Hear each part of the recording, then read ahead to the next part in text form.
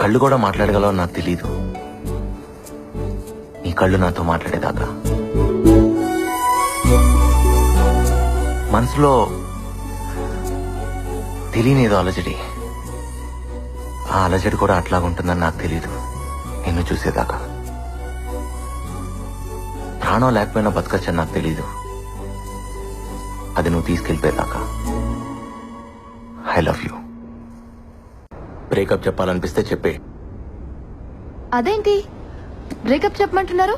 పెద్దవారు ఇందులో కూడా అప్డేట్ అయ్యారా? బ్రేకప్ చెప్పాలనిపిస్తే అది ప్రేమే కాదు. నిజమైన ప్రేమ ఎప్పటికీ బ్రేకప్ అవుతాం. All the best.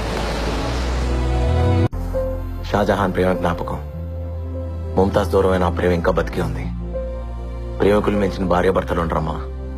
అందుకే మీరు ఎప్పటికీ ప్రేమికుల్లో ఉండాలి. ఇదంతా ఎందుకు చెప్తున్నానంటే దూరం ఎప్పుడు నాకు దగ్గరగానే ఉంటుంది. దగ్గర అనేది నాకు ఎప్పుడు దూరం అవుతూనే ఉంటుంది. నవ్వుకుంటాను, ఏడిపిస్తాను. సాడిజం. ప్రేమలో కొంచెం అది కూడా కలుస్తుందేమో.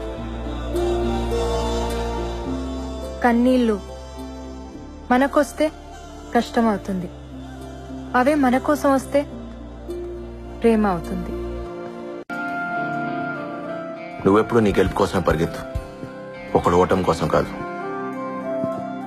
ఓడించాలనుకునేవాడు వెంట పడతాడు, వాడెప్పుడు వెనకే ఉంటాడు.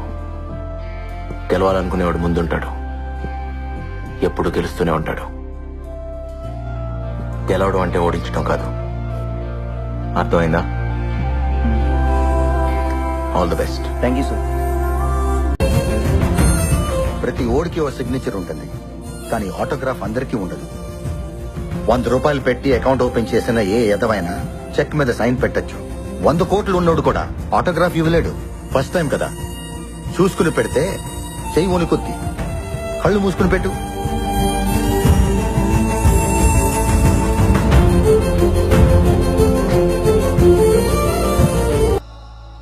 అసలు ఎక్కడున్నా విన్నాళ్ళు?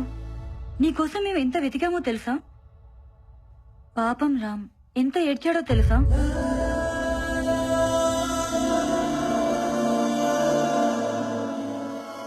కన్నీళ్ళు మనుషులు కవల పిల్లలే.